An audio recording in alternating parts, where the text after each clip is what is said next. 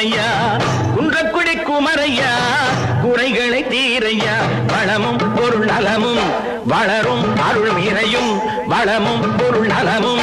வளரும் அருள் இறையும் சண்முகனா